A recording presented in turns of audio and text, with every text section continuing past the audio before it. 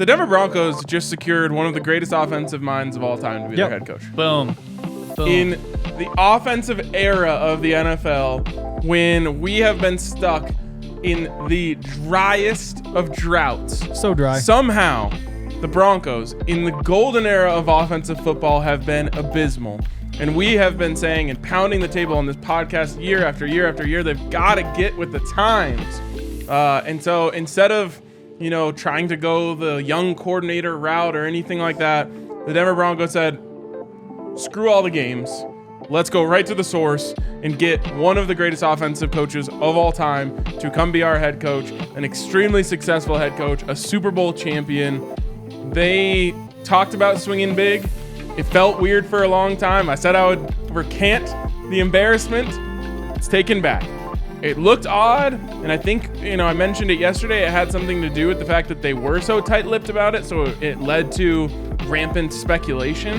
But in the end, the Broncos get their guy. They take a big swing, and they hit it. I talked to multiple sources inside the Broncos organization after this deal happened. I've never heard these sources as happy.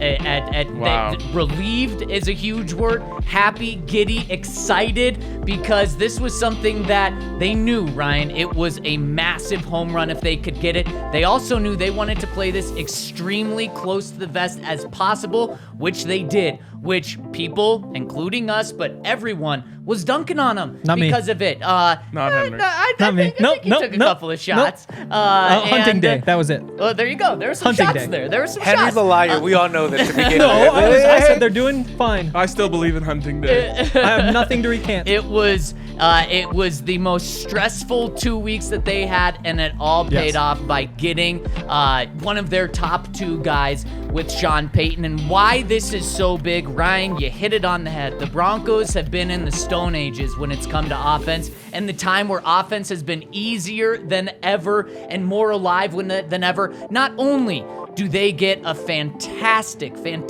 offensive mind, but they get the best guy to help turn Russell Wilson around. If there's any chance of Russell Wilson turning around, Sean Payton is the best chance of that. And let's look at these numbers really quick. Yep. What he did with Drew Brees. Drew Brees was a good mid quarterback. He was mid, as the kids say. I would Brian say Greasy. a little better than mid. Good Brian quarterback. Greasy. He's Brian Greasy. And what he did was he turned him into a Hall of Fame quarterback, first ballot in their 14 years together, because of course Sean had to miss a year because of Bounding Gate. did. And their 14 years together, Drew Brees led the NFL in passing yards 6 times. Nearly half of the seasons that they were together, he led the NFL in passing yards.